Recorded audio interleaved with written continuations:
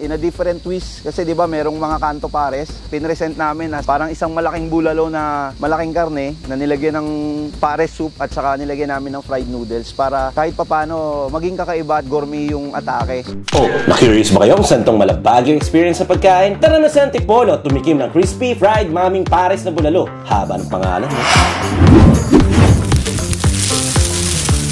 Ako po si Rosh Gatlabayan. Ako po yung chef ng Teo and Miguel Restaurant. Ang specialty namin dito is yung kare-kare namin na may crispy pata sa ibabaw. Sobrang laki ng serving niya, sulit talaga at saka mura lang yung presyo ng pagkain. Ako si Antea Afwang, co-owner ng Teo and Miguel. Ang Teo and Miguel, nanggaling siya sa name ng mga anak namin. Yung concept ng restaurant namin, gusto namin na yung mga kumakain sa amin, ma-feel nila na nasa bahay lang sila, at home sila, relax sila, very affordable yung food pero quality. Iba't ibang klaseng putahe na para bang mala Asian fusion Filipino cuisine. Yun bang lutong Pinoy siya pero gourmet at may twist ang atake na para bang ni-level up yung kare-kare tapos ginalingan yung street food na pares at ginawang crispy yung mami na bulalo. Teka, ba't parang ang gulo? Paano nga ulit yung chef? Ang konsepto namin is more on Filipino dishes na hinaluan namin ng konting twist. Napag-isipan namin, napag-desisyon na namin na ilagay sa menu yung mga all-time favorite ng mga Pinoy. Yung hindi ba mawawala pagka pumunta ka sa isang restaurant, hahanap-hanapin mo. Nandyan yung kare-kare namin, meron kaming bulalo, may sisig. Yung kare-kare namin is parang meron kang dalawang paboritong pagkain na inilagay sa isang plato. Niluluto namin yung kare-kare in a different way. Minimake sure namin na malambot yung pata, tsaka namin piniprito para ma-reach na yung lutong. Meron kaming separate sauce para dun sa pata, din ginigisa namin yung gulay ng medyo malutong pa para nababagay dun sa crispiness ng kare-kare. So yung bulalo naman in a different twist kasi di ba merong mga kanto pares.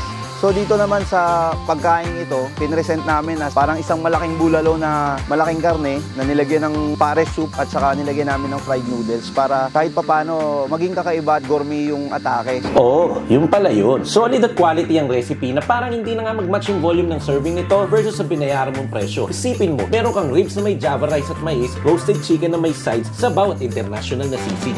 Bilang isang may-ari na din, kailangan na tutukan ko talaga yung kalinisan ng kusina, i-make sure na lahat ng stocks namin is maayos, malinis, saka masarap para talagang babalik-balikan kami ng mga customer namin. Bagay na talagang kailangan naming masigurado bilang may-ari. Naging inspirasyon ko sa pagnenegosyo ay ang aking mama dahil si mama ay isang single parent at nung lumalaki ako, nakita ko na iba pa rin pagka meron kang magandang napagkukuhaan ng financial support. Nangarap ako na magkaroon ng sariling restaurant at ibinigay naman sa akin ng Panginoon at ayun yung bagay na talagang pinagpapasalamat ko. Kasi nga, kung talagang magsisikap ka, magtsatsaga ka, matutupad mo yung mga pangarap mo. Sa pagnenegosyo naman, parang hindi laging okay, kaya mas maganda na lagi kang ready na mag-discover kung ano yung pwede or napapanahon para tuloy-tuloy lang. Iniimbitahan namin kayo kumain sa aming restaurant sa Teo and Miguel. Located sa Bosay, sa loob ng Bosay Resort Antipolo. Everyday po kaming open from 11 a.m. to 9 p.m. every weekdays. Alas 11 ng umaga hanggang alas 10 naman ng gabi pagka weekends. Sana makita namin kayo dito. Talaga naman manyaman. Kenny!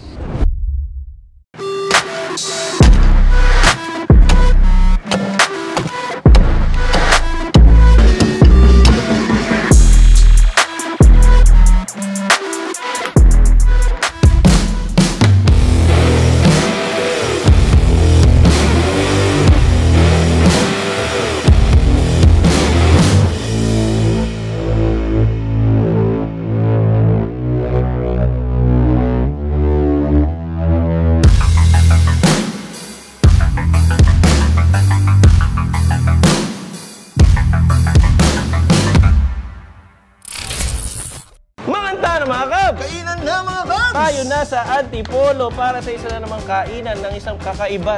Ngayon lang ako nakakita ng fried na mami, na crispy na mami. Tingnan nyo naman mga kabs. Para kang may crown dito. Tikman natin to. Tikman na natin agad, Kabsyas. Paano ba ito kakainin? Ang sabi nila, sir, dito, ito daw crispy na fried mami, hinahalo daw yun dyan sa sabaw mismo. Dudurugin natin. Yan, parang matutunaw yun dyan sa mismo sa sabaw. Gamitan natin yan na kutsara. So, parang magiging mami talaga siya. Kahit na busbusan natin ng sabaw. Ayan. Durugin natin. Okay. Yo. Cheers! Yung pares at yung bulalo, nagkita sila sa gitna. Pares yung lasa niya. Pero yung karning kakainin mo is bulalo. Okay din. Napakalambot ng beef. Halo natin sa kanin. Solid, no? Napaka-tender ng meat. May separate na sabaw pa. Ito yung pinaka sabaw ng bulalo na pares mo. Sarap.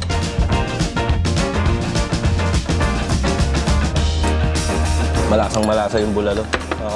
Street food inspired, nag-level up. Pero resto style na siya. Resto level. Pero yung, kumbaga, pag pinaghalo-halo mo yan, parang ka rin nasa kanto.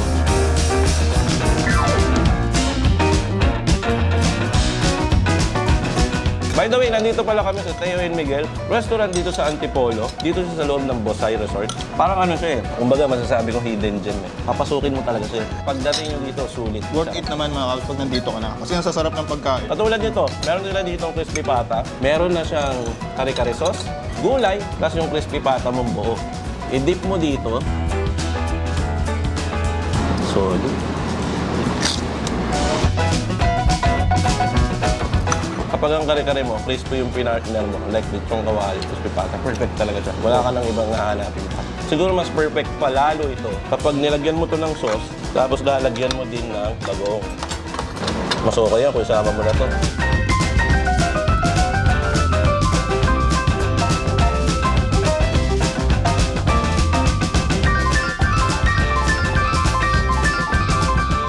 Dito naman tayo sa special to, mga kabs. Meron sila ditong adobo na parang baby back ribs to. Special nila. Pag samasamahin mo yung kamatis, yung bawang, lagyan mo na din ng itlog. Kasi mas maganda, lahat yan ma-feel ng isang subuan. Oh, okay yun ah. Mas ma-feel mo yung lasa ng adobo kasi susama mo yung bawang. Tikman naman natin itong roasted spring chicken ng Teo and Miguel. Napakasarap ng combination. Ang gaganda ng kulay. Kulay pa lang ng kanin. Tapos pilasin mo na itong manok. Kahit i-dissect mo pa yan, lutong-luto. Ang sarap ng loob, mga kabs. Tikman natin. Baby back rib siya to. Riblet. Riblets, no? Manate. Nakalimutan kong itausaw yung kanilang spring chicken dito sa gawa nilang gravy. Ito ang version nila ng gravy ng manok. Totoo nga. Okay. Panalo. Napakalaki ng mga serving mga kabs, pero yung price niyan, napaka-affordable. Kahit kami nagtataka kung bakit ganun yung price. Kaya nga eh, may kinikita pa po ba kayo? Ano ba kayo? Kasi tingnan mo naman yung kare-kare. Ako, ang tansya ko dito, isang buong pamilya to. Kung ang pamilya mo, ang tatay may maraming anak, siguro 7, di 12 kayo, Totoo. siyam kayo, gano'n. Para siyang Sobra pa rin yan. Asian cuisine, pero may mix ng iba. Tapos yung serving nila, pang-American. Yung mga American serving ang lalaki, di ba? Parang ganun mga kabs. Sulit na sulit. Kasi gusto ko muna i-dissect yung karne ng bulalo. Hindi ano sa kalambot. Tusok-tusukin natin. Mas masarap yung luyain. Kahit wala kang ngipin, makakain mo ito. Yan yung kakaiba talaga eh, no? Pandeli. So, ito talaga yung pinakakaiba dito. Lahat ng food nila nandito sa mesa namin mga kabs, masarap. Pero dito talaga kami na-curious ni Kabs Chess. Super level up. Meron pa tayong isang ditinitikman. Oo nga. Ito lang medyo kakaiba to mga kabs. Nilagyan to ng mayonnaise. Ang sisig kasi natasanayan namin is wala namang mayonnaise. Pero good thing, wala siyang itlog. Tikman natin. Tikman natin. Crispy. Crispy sisig. Creamy na crispy sisig mga kabs. Mayonnaise lang ba talaga yun? Itong Original green na one. to. Meron green Kabs Chess ibabaw ito. Pa, jalapeno yun. Ayun, jalapeno. Tama. May asim pa rin siya mga kabs. So, sisig pa rin talaga siya. Level up na sisig pa rin. Kasi nga, di ba, ang sisig, sa pa, ang ibig sabihin is kumain ng maasim. As long as may asim to, sisig to. Dinagdagan pa ng jalapeno, tapos crispy version, level up. Ito yung malalasahan mo dyan mga kabs. Bali ang sisig nila, malaki ang cut na malutong, na malalasahan mong ginisa siya. Ginisa siya sa sibuyas, tapos yung creaminess, yung mayonnaise, at yung asim, may lemon siya. Ay, lemon nga. Lemon May yung ginamit siya. nila. Imbes na kakalamansi. Level up lahat ng Level up lahat. Champion. Nandun pa rin talaga yung sisig flavor. Based sa mga pinagkakain namin, mga kabs, ako personal kong opinion to. Nagustuhan ko yung bulalo nun. Kasi babang kinakain mo siya, may fried noodles na parang may texture sa bibig mo, na may nakakagat ka. Gusto ko rin yung combination ng bagoong nila sa kare-kare. Kasi the best yung Sarap ng bagoong, ano? Yung bagoong. Solid nga siya. Dito ako nabilib eh. Ito masaya tong tikman. Ngingiti ka. Kapag kinain mo ito ng sabay-sabay, may kamatis, may bawang. Sa isang spoon, sa subuan. Kasi ang adobo, yan yung parang kumbaga soft place, capital food ng Pilipino. Ang bansang pagkain ng mga Pagkain. Pilipino. Ang In-enhance nila. Nila-level up nila. Wala namang normal na luto dito, lahat may twist. Lahat may twist. Parang Asian fusion, Filipino. Cuisine. Yo. Isa pa yun. Pero nagdugtungan mo. Okay. Ganun yung lasa niya mga Cubs. Lahat masarap. Champion. Wala akong masay. Ang tangi ko na lang masasabi, mga Cubs, 10 out of 10.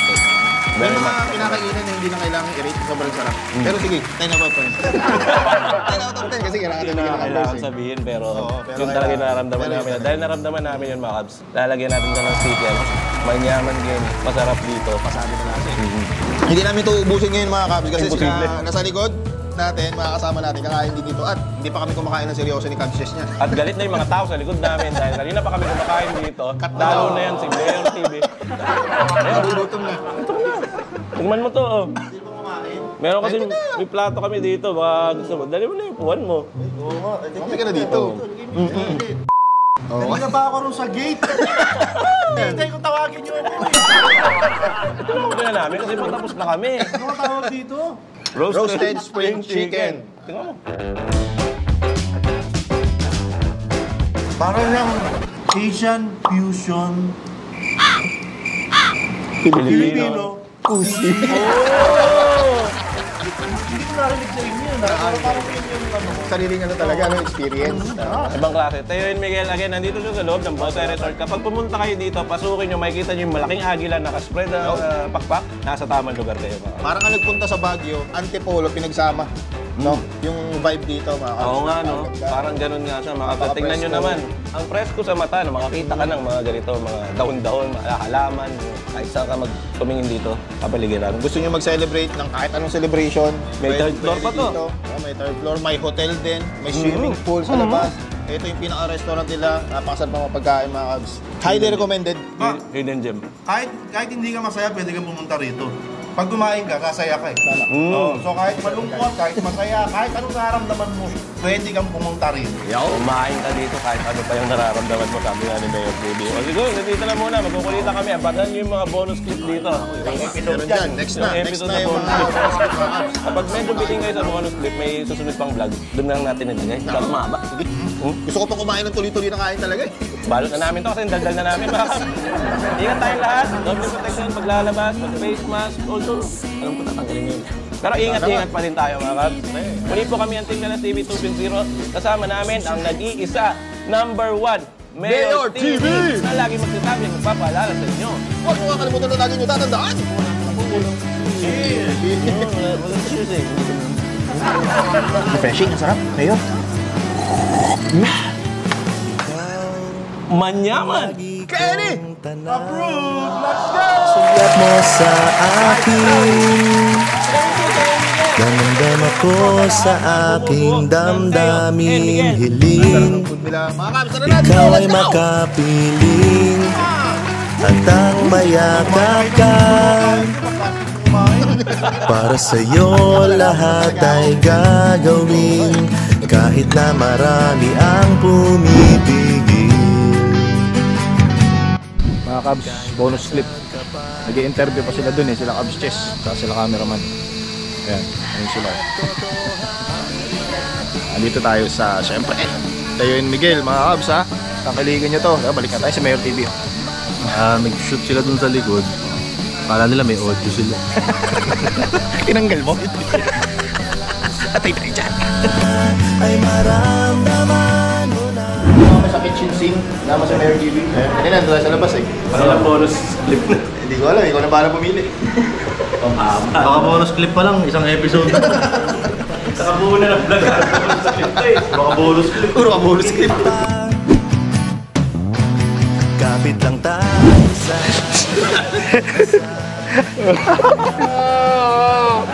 Tipay na pa, tipay na pa. ligaya hanapin at totoo. Maraming salamat nga pala sa staff na... Ay, magpaalam na tayo. Maraming salamat po sa inyo lahat.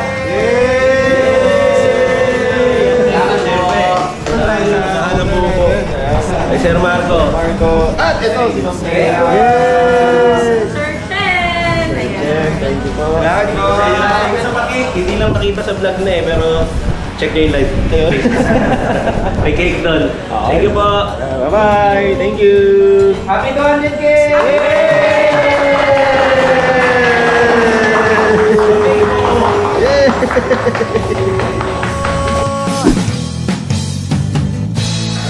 Today, ang celebration ng birthday. Susubukan natin mag-vlog. Pero wala naman talaga ang storyline ko. Puro magugulo lang. Dahil magulo din naman sila.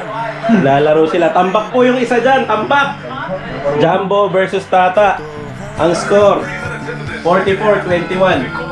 Tambak ka. Hindi ko pa ginagalingan to ha. Ay, Diyos ko. Hindi ko walang kontrolin eh. Mag-iisang buwan na yung lamang. Ayun na naman oh. Jamuran!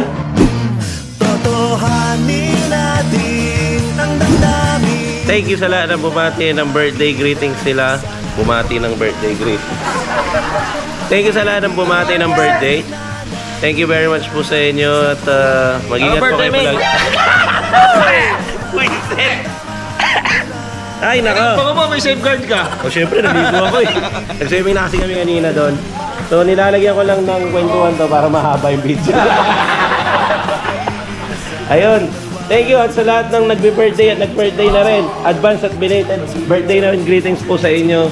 Mag-ingat po ang lahat. God bless. Pwede, doble lang ingat. Kaya ingat muli po.